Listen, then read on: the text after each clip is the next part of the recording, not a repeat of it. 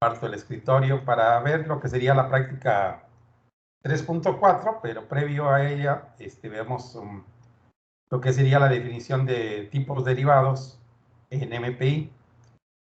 Alguien que perdón, adelante. Alguien que me indique que estamos viendo PowerPoint. Sí, se está viendo. Ok, gracias. Bueno, vamos a ver cómo definimos un nuevo tipo, además de los tipos ya establecidos en MPI, pero realmente tiene sus equivalentes con respecto al lenguaje C. Así como en el lenguaje C utilizamos lo que serían los tipos struct, ¿sí? O tipos registros que dieron pie a los tipos clase. Básicamente lo podemos tomar como esperan del tipo clase, de un objeto de una clase, ¿sí? Sería simplemente un nuevo tipo derivado. Tomé como ejemplo un caso muy simple, nada más para ilustrar lo que sería el procedimiento. Realmente lo que se hace aquí es establecer una estructura o un registro a nivel de bytes, ¿sí? Que van a corresponder a los campos de lo que llamaríamos el registro, ¿sí?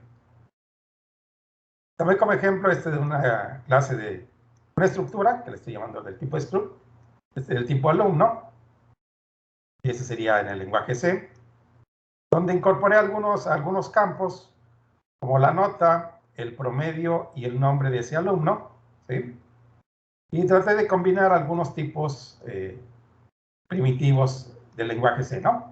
Desde luego también podríamos tener tipos, pero si van a ser derivados, tenemos que hacer todo el proceso a través de MPI, ¿no? Comenzaría con los tipos primitivos, ¿sí? Entonces aquí tenemos un char, un doble y un char, inclusive los intercalé para que se vea esa forma de agruparlo. Realmente eso es lo que se ve cuando ven por ahí, creo en una materia por ahí, lo que es el concepto de serialización, ¿sí? Realmente el objeto, vamos a establecer una estructura para guardar esa información, normalmente cuando lo hacemos para lo que es el almacenamiento y recuperación de objetos de un archivo.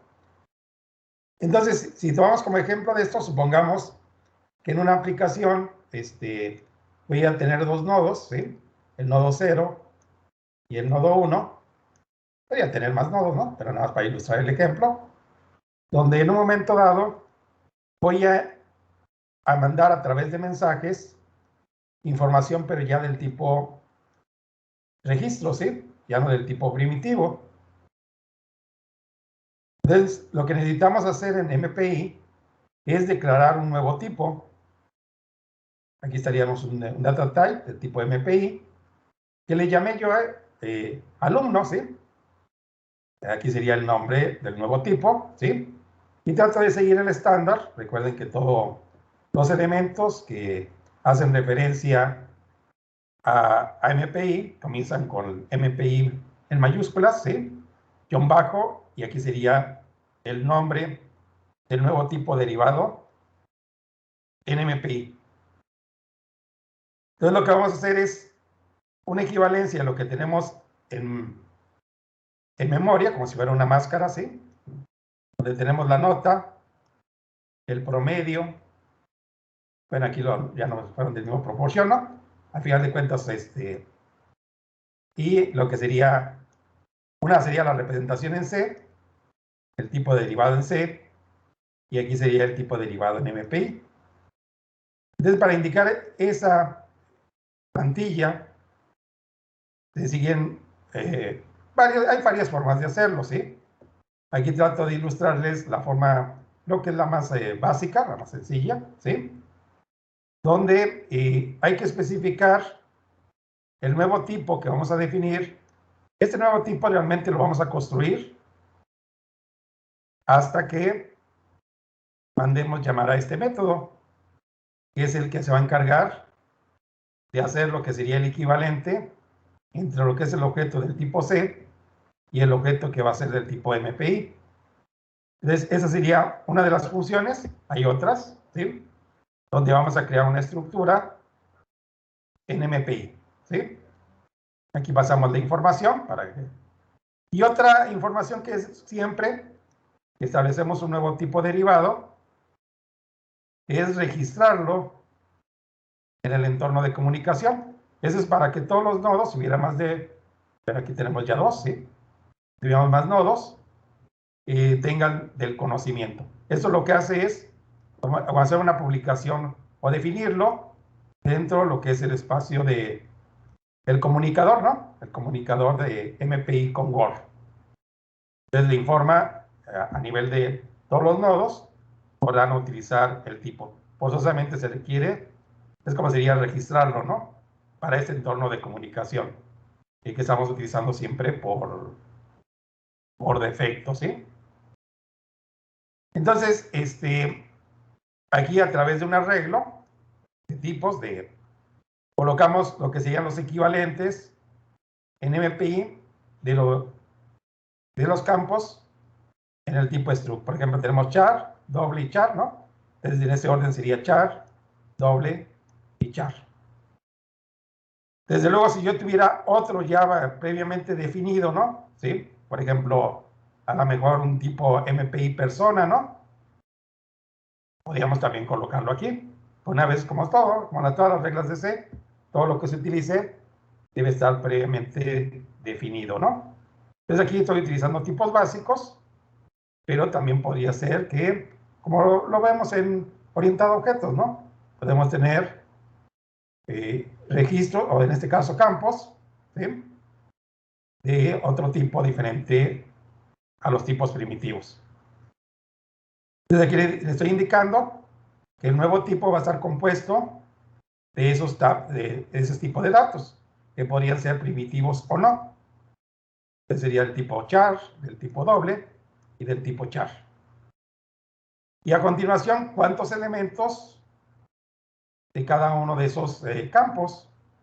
Por ejemplo, aquí tendría un solo elemento, ¿verdad? Que es el primer uno que tenemos aquí. Un elemento para el promedio. Y aquí, como son del tipo char, aquí no estamos manejando el tipo string, ¿no? O las clases, ¿no? Para el manejo de cadenas de caracteres. Aquí serían 41 elementos del tipo char. Entonces, la longitud o el número de elementos de cada uno de los tipos sería 1, 1 y 41. Desde luego recuerden que deben ir en correspondencia los tipos con sus longitudes, pero ahora, a partir de una dirección inicial del registro, va a haber un desplazamiento a nivel de bytes, ¿sí?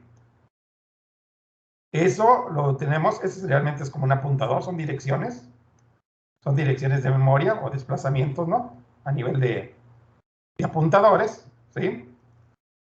Donde en un momento dado, con esta función, le preguntamos sobre la estructura alumno, en qué desplazamiento tiene nota con respecto al registro, ¿sí? Entonces, él estaría marcando esta dirección, ¿sí? Y la estoy guardando como ubicación del elemento, o sea, dónde va a estar el elemento del tipo char, ¿no? Lo mismo hacemos para el promedio, le preguntamos cuál es el desplazamiento que tiene. Perdón, el primero era 0, ¿eh? La nota es el primero, sería 0, pero la otra sería el desplazamiento donde se encuentra. Realmente, bueno, aquí pedimos el desplazamiento, pero como es el primero que está, pues es en la posición inicial, ¿no? Desplazamiento sería 0. Aquí para el promedio sería este desplazamiento, y para el nombre hacemos lo mismo, ¿sí?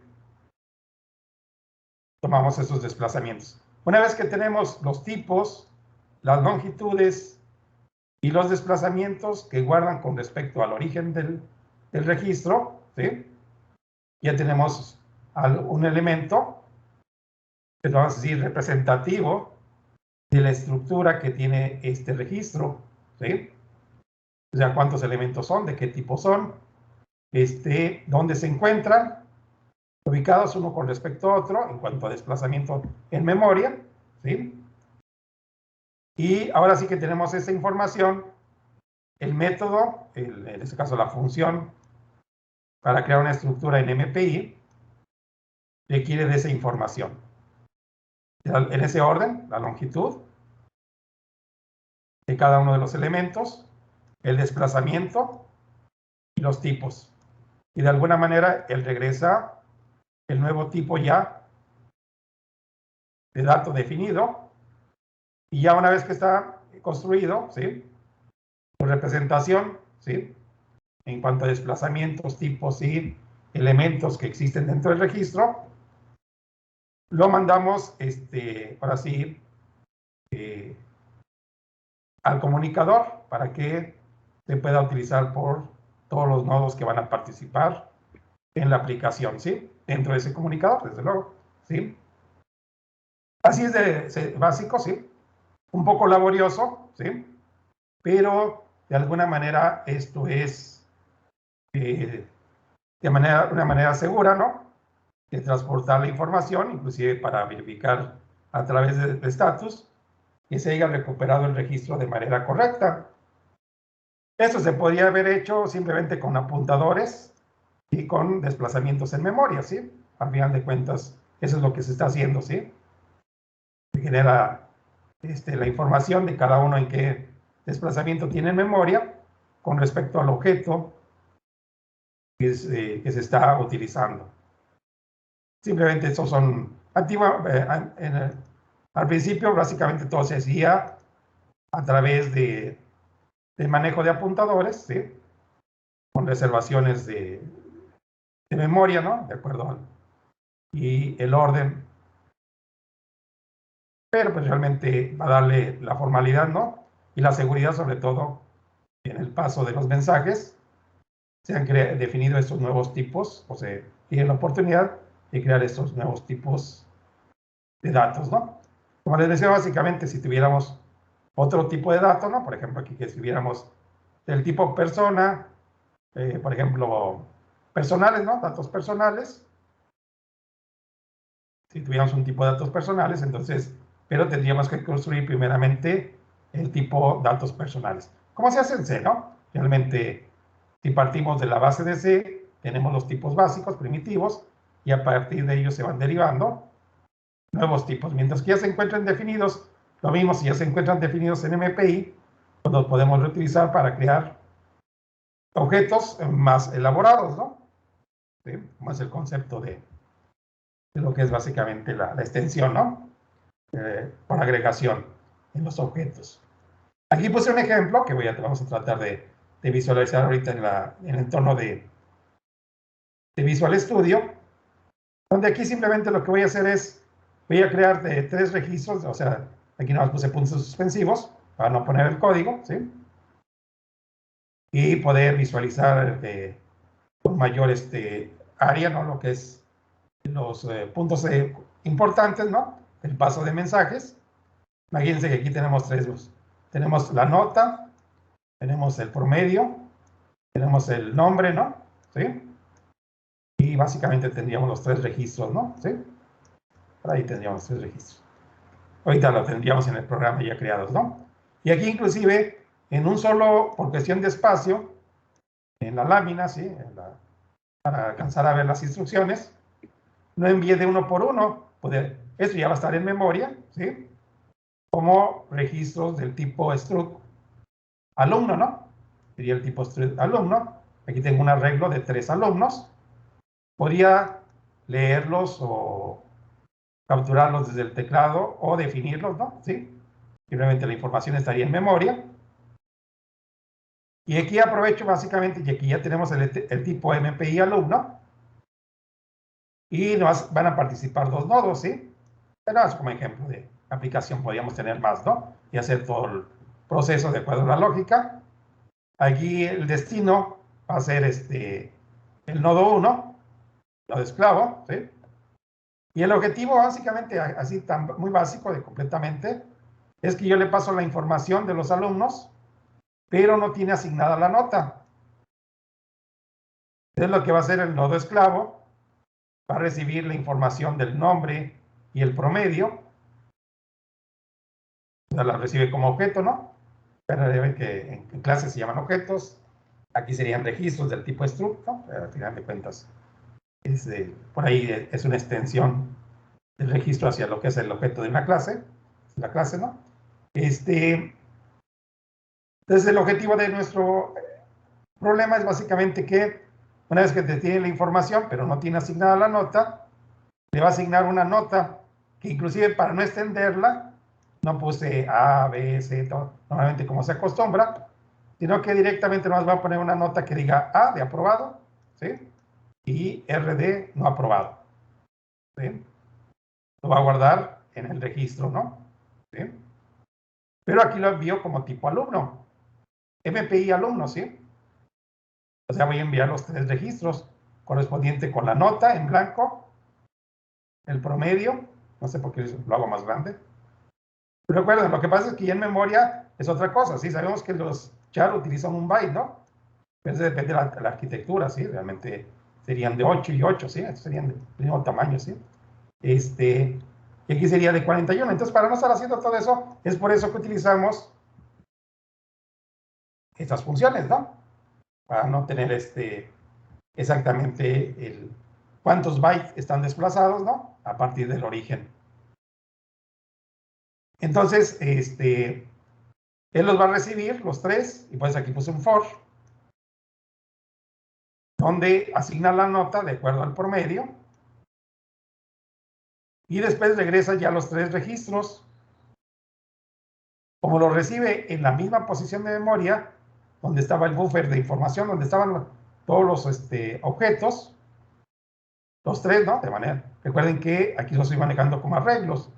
Entonces, cada objeto, con sus 3 campos, están de manera contigua, ¿sí? Porque son arreglos, ¿sí? Entonces, luego ya tendría que ser la cuestión de que si son listas o algo son elementos, pues enviaría un elemento y regresaría un elemento, sería más práctico, ¿sí?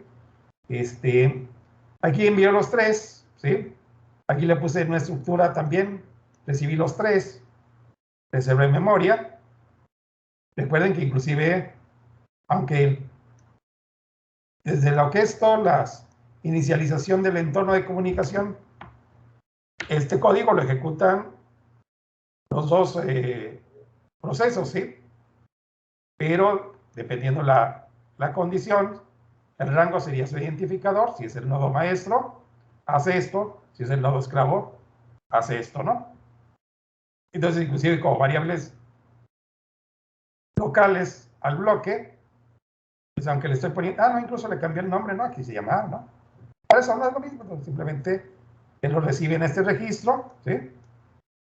En ese arreglo de estructuras del tipo alumno, y mandamos esa ubicación para que se almacenen ahí los 3 registros, y una vez que ya están en ese espacio de memoria, para el arreglo A, hace la asignación de las notas y regresa con esa información para que el nodo maestro la reciba. Y ahora lo que está haciendo es mostrarlos en la pantalla, ¿no? Ya con la nota asignada, ¿sí? Eso es todo lo que hace el problema. Lo que se expone de esa manera para, a ver, pues nada más lo que es el procedimiento, ¿no? Al final de cuentas, el proceso es crear nada más lo que sería el tipo representativo de lo que sería el tipo struct, ¿sí? Pero en MPI, indicando los tipos de elementos que lo conforman, cuántos elementos de cada uno de sus tipos y los desplazamientos en memoria con respecto a una posición inicial del registro. Se crea el nuevo tipo con la función create struct y se registra en el entorno de comunicación, en el COM-WORD, ¿sí? Para que los demás nodos conozcan la existencia de ese nuevo tipo derivado, ¿no? Tanto para checarlo sintácticamente como para el manejo de la información. Yo ya lo tengo aquí estaba viendo que lo tenía un poco diferente, ¿sí? Pero prácticamente no diferente en cuanto a los conceptos, nada más en cuanto a las instrucciones. Aquí tengo la estructura alumno.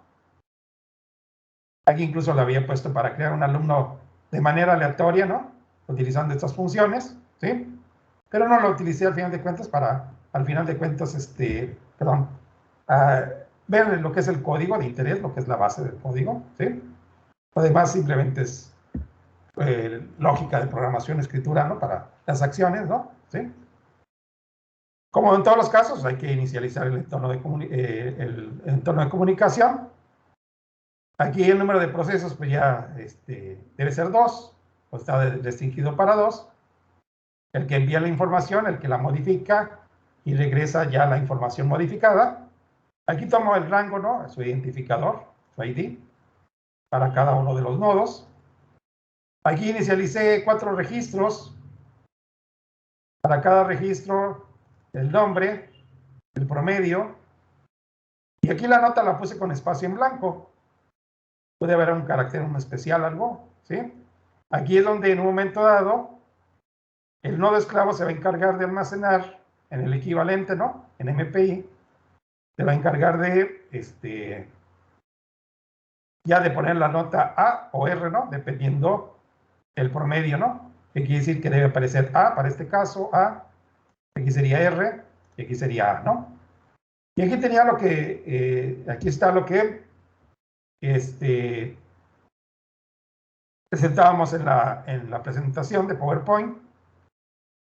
Creamos un nuevo tipo, el nombre del tipo alumno, MPI, ¿no? Para seguir el estándar. Recuerden que con esta función lo creamos, crear estructura, y aquí lo registramos al entorno de comunicación, ¿no? Estamos trabajando por defecto. Entonces, esos serían los pasos, pero para crear ese tipo, necesitas saber de qué tipo de elementos lo conforman, cuál es su cantidad, en ese orden lo estableció el autor, ¿sí? Y cuáles sus desplazamientos con respecto a la posición inicial del registro, ¿no? Entonces eso lo tenemos con la función offset, ¿sí? Ya lo que platicábamos. Y una vez que ya está definido el nuevo tipo y está registrado en el entorno de comunicación, aquí inclusive es donde iba a utilizar el crear el alumno, pero ya los tengo creados, inclusive los creé acá arriba, no sé por qué. Bueno, lo podría haber creado acá en esta parte, ¿sí? O sea, inclusive para verificar que el nodo esclavo no tiene la información, ¿sí? Voy a colocar aquí mejor. Es lo mismo, ¿eh? Lo que pasa es que, bueno, en el otro, cuando lo creo acá arriba, tanto el nodo 0 como el nodo 1 tienen la información, ¿eh? Cuando lo coloco aquí, nada más el nodo que tiene índice 0, ¿sí? Identificador 0, ¿sí? El nodo maestro. Porque recuerden que aquí se crean las variables de información, pero se destruyen, ¿no? O sea que su ámbito nada más es el bloque donde son declarados, ¿sí? Entonces, aquí estaría declarado, ¿sí? Lo que pasa es que acá no sé por qué estaba, a lo mejor en sesiones previas lo había modificado, o así lo escribí, no sé, ahorita lo veremos.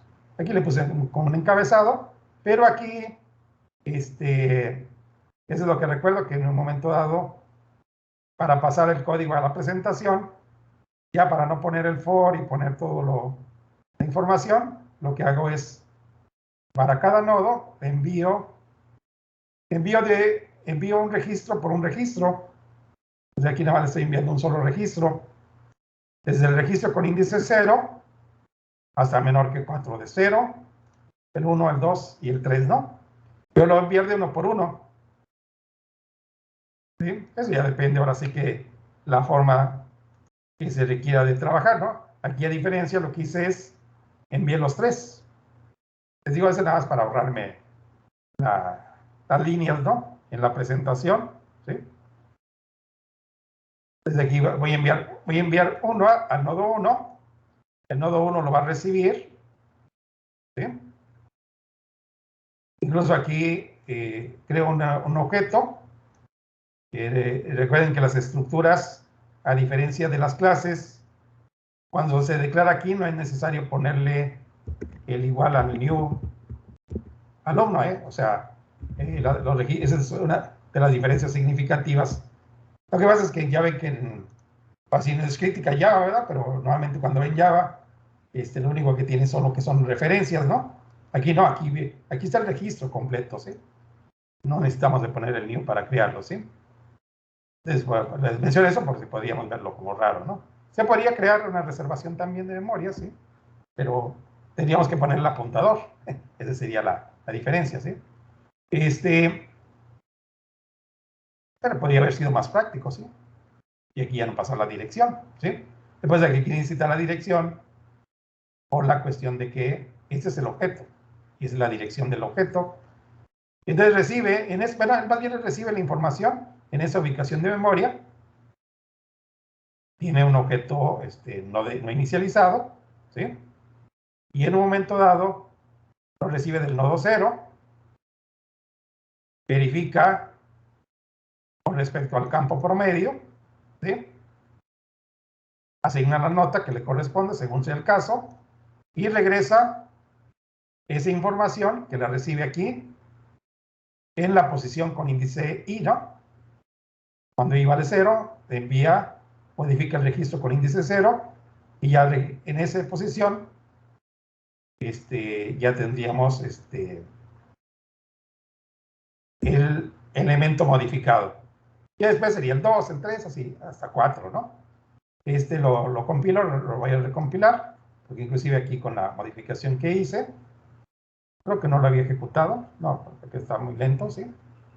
Pero la primera vez es muy lento, y sí, bueno, y aparte la máquina ha estado lenta todo el día, no sé. Y aparentemente, aunque sí había abierto la ruta, ¿no? Para donde está el proyecto, la aplicación, que en este caso es el Project 23, ¿sí? Es este Project 23. Y voy a lanzar la aplicación del MPI exec, pero teniendo el cuidado de que nomás hay dos procesos, ¿eh? Que el código está limitado nada más para 2 procesos, cuando es 0. Y con los otros casos, ¿no? Pero para los otros casos, ¿cómo lo tomaría? Ah, bueno, pues lo va a recibir. Todos los demás estarían recibiendo del 0, ¿no? Y había un conflicto por ahí. Después para el regreso de la información. Pero aquí hay que validarlo, que también sea para 2 procesos nada más, para que no haya problemas. La aplicación se llama Project 23. Creo que es esto. De aquí aparece como una tabla, ¿no? Y aparece con la nota asignada, ¿sí? Y aparece con la nota asignada. Eso se está haciendo ya después de haber enviado la información para su modificación y su recepción, ¿no? O sea, eso se está haciendo ya posterior al envío y recepción de la información, ¿no? Entonces, aquí nada más para ver, por ejemplo, vamos a suponer que este fuera 80, ¿no?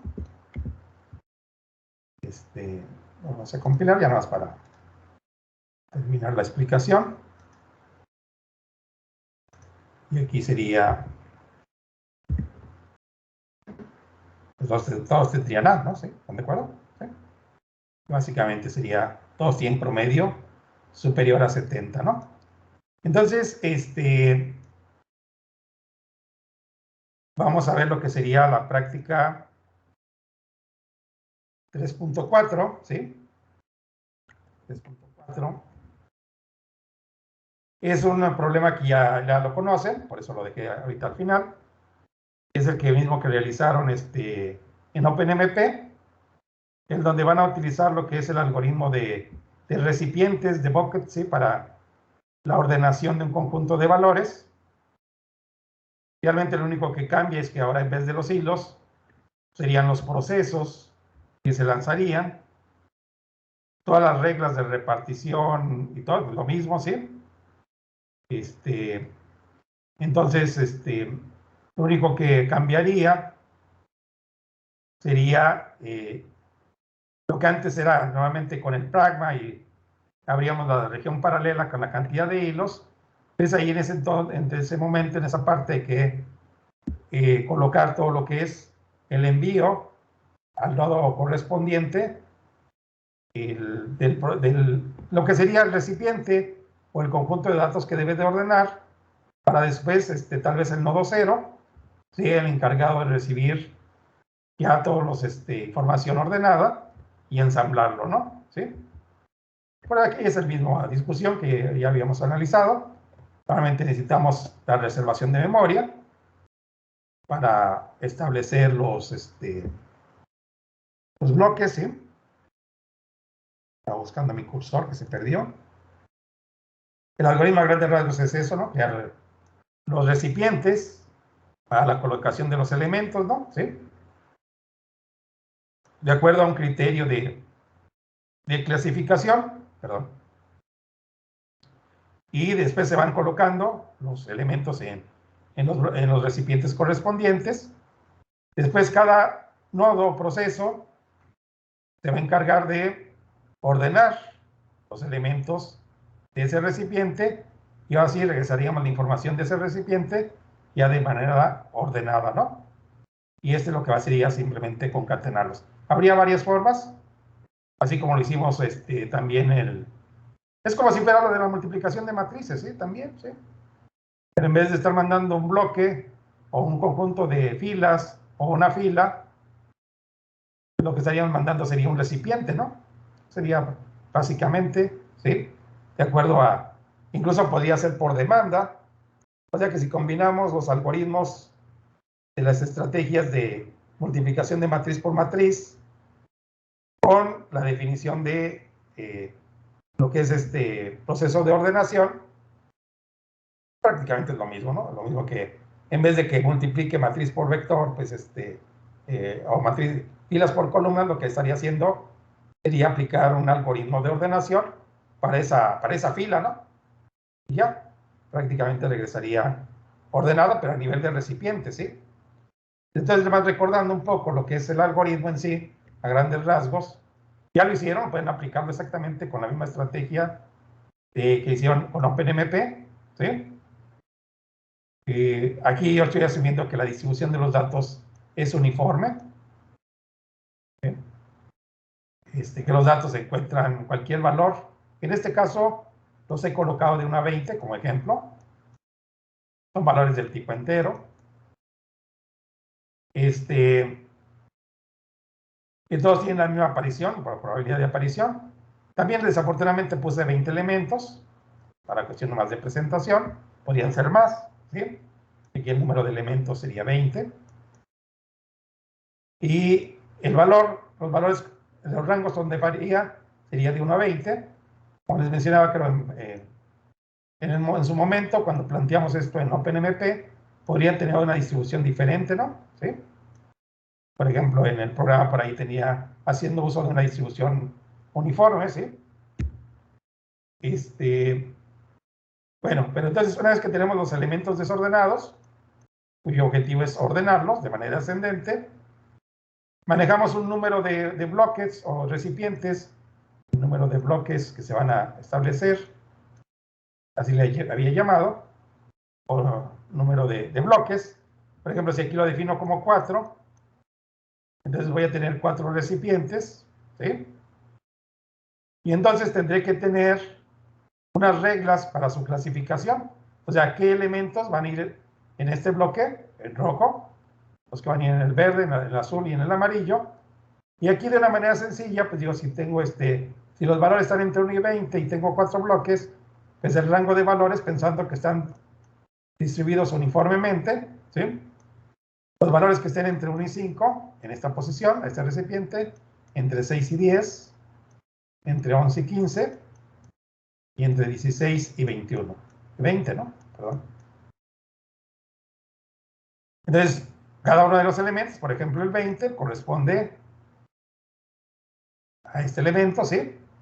El 11 corresponde a este elemento, ¿sí? Excesivamente, ¿no? De tal manera que el último corresponde a este elemento, ¿no? De acuerdo a su clasificación. Una vez que están formados los recipientes, es lo que les mencionaba, eso lo pueden analizar como si fuera una fila de la matriz, ¿no? Así como manejaron el diálogo, ¿no? La comunicación entre diferentes nodos. Pueden estar enviando de un bloque en un bloque, o pueden ser por demanda o por fila o por un número de bloques, ¿no? Hace una repartición, ¿sí? Y por ejemplo, vamos a suponer que tengo 2 procesos y tengo 4 bloques, le podría destinar, bueno, 2 bloques a cada proceso, ¿no? Por lo mismo, si tengo 100 bloques y 4 procesos, pues destinaría 25, ¿no? O sea, es prácticamente la misma lógica, por eso lo vemos de esa manera en la práctica anterior, porque realmente pues eso es la forma, ¿no? De ir distribuyendo elemento por elemento, por bloques de información, o en un momento dado, por demanda, ¿no? Que era la última estrategia, de que se hace la repartición, y ya después, conforme van terminando, porque observen que aquí sí va a haber diferencias de tiempo, ¿sí? Aquí sí va a haber, habrá posibilidades, eso depende de los datos, ¿no? ¿Sí? Y de que se haya elegido una buena distribución o criterio de clasificación, ¿sí? Porque en un momento dado, así como yo puse aquí los valores que creo fueron al azar, ¿no? ¿Sí? Fueron al azar a través de una función random en Excel, creo que lo puse por ahí, ¿sí? Entonces, habrá bloques que no tienen mucha información, ¿sí? Y habrá otros bloques que tengan más información. Entonces, las tareas no están equilibradas, podrían no estar equilibradas, aunque la idea es de que estaban equilibradas por la forma de distribuir los datos, ¿sí? Entonces, si lo vemos como unidades de tiempo, el proceso que le tocó a los rojos normalmente va a tardar más o menos en promedio, ¿sí? Lo que determinan los demás, un poquito más, ¿no? Pero el que está en verde va a terminar muy rápido y va a terminar después, ¿no? Le va a entretener más. Entonces no estarían equilibrados. Es por eso que si en un momento tenemos más bloques, incrementamos el número de bloques, asignamos los primeros bloques a los procesos, ¿no? A cada uno, y después, conforme vaya terminando uno, si ese terminó antes, pues le asignamos el siguiente, ¿no? ¿De acuerdo? De acuerdo, bueno, tendría que tener más bloques, ¿sí? Lo que pasa es que aquí ya en la ilustración nomás tengo 4, ¿sí? Entonces, la estrategia por demanda sería mucho más adecuada, ¿sí? Entonces, incluso se podría, aunque en el objetivo de la práctica no está considerado como parte de analizar las estrategias de repartición, de la repetición de las actividades, ¿no? A través de los mensajes, se podría haber colocado como parte de interés que definíamos cuál sería la mejor estrategia. Porque si los datos están realmente distribuidos uniformemente, ¿sí? Saben que esas son probabilidades, ¿sí? De aparición, ¿sí? Estos aparecieron por probabilidades, por cuestiones de probabilidades. Y se supone que cualquiera tiene la misma probabilidad. Entonces, cuando crece el universo, ¿no? Cuando crece la muestra, eso dan a atender a que todos tienen la misma probabilidad, ¿no? Entonces, bajo ese concepto, todos tendrían en promedio casi la misma, todas probabilidades siempre, ¿no? Exactamente la misma cantidad. Entonces, tardarían prácticamente lo mismo, ¿sí? Entonces, bajo ese esquema, podríamos decir que la distribución por bloques, o sea, con varios bloques a los procesos, en un momento dado sería la más adecuada. Pero si estuviera desbalanceado, ¿sí? Entonces, normalmente la estrategia por demanda sería una mejor opción. Una vez que tenemos esto, y ya está esto en los nodos esclavos, ¿sí? Lo único que tienen que hacer es aplicar un algoritmo de ordenación, así como lo hicimos en OpenMP. Una vez que están ordenados, se lo enviarán al nodo maestro o a algún nodo en particular, ¿sí? Nodo maestro, a que se encargue de ensamblarlos. Y el proceso de ensamblaje sería lo mismo que se hizo en OpenMP, ¿sí? Ya no cambia mucho la estrategia, ¿no? Como siempre en programación, se vuelven tareas repetitivas, nada más cambia lo que es el contexto de los elementos en la aplicación, ¿no? Entonces, esa sería la estrategia, ¿sí? Y el documento, ya lo conocemos, ¿sí? El documento es el mismo que tenemos para OpenMP. O sea, es el mismo estrategia, pero en vez de hilos, lo que vamos a analizar es, lo vamos a establecer como los procesos, ¿no? Que se van a lanzar, ¿sí? Entonces aquí yo les pido básicamente que se analice cuál sería el número de procesos óptimo y el número de bloques óptimo, ¿no? Bueno, entre los parámetros, el número de bloques y procesos que sean óptimos para resolver el problema de dos casos diferentes, elementos del tipo entero, con esta cantidad, nada más para darle un poco de peso, ¿sí? Porque si lo repartimos, por ejemplo, en 100, tendríamos 1000,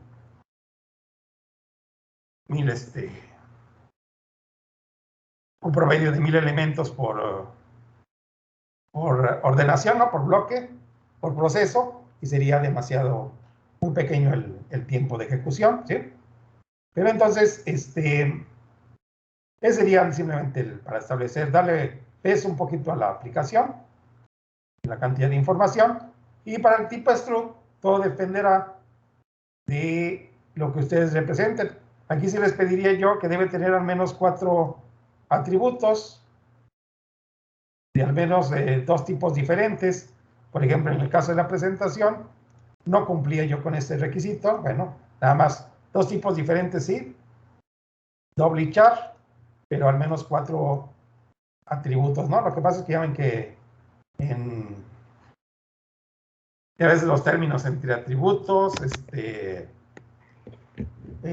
datos miembro, que se le llama en C, ¿no? Los atributos es de Java, los campos, que normalmente es de C#, ¿no? Entonces, bueno, cada quien tiene su terminología, ¿no? Pero aquí sería un registro, son campos de registro, ¿sí?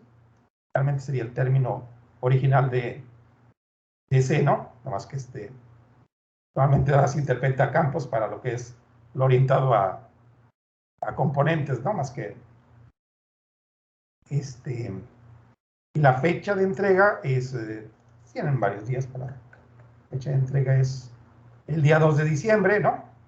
Y ya sería la última actividad que estaremos por realizar en la materia. Desde luego que queda pendiente, creo que para el día de hoy, ¿no? Una para mañana, creo que es, en la práctica 3.3. Esta 3.4 es para el 2 de diciembre y creo que el trabajo es para el 10 de diciembre. Y después, a partir del 6 de diciembre, recuerden que estaremos revisando ya por equipos, ¿no? De cualquier manera, la próxima semana los convoco a una reunión, ¿sí? Para que veamos todas las, yo trataré de ponerme ya al corriente con todas sus calificaciones en Moodle, ¿sí? Ya las tengo, yo las he registradas, pero no, aquí en el equipo, ¿no? Pero no en la plataforma Moodle. Y que a partir del 6 empecemos la revisión. Eso es con el objetivo de que una vez que me envíen ustedes el trabajo, todos los integrantes del equipo tengan la información para que el día de la revisión se pueda hacer la revisión ya de manera individual con cada integrante del equipo, ¿no? ¿Alguna pregunta que tuvieran? Héctor, Ulises. Todo claro. ¿Todo bien? Sí. Así no, bueno. ¿Algún compañero, alguien que tenga alguna pregunta? Bueno, entonces la próxima semana los convoco a una reunión, ¿no? Para que veamos si hay alguna duda, preguntas o algo que quedará pendiente, ¿sí? Y entonces voy a detener la grabación.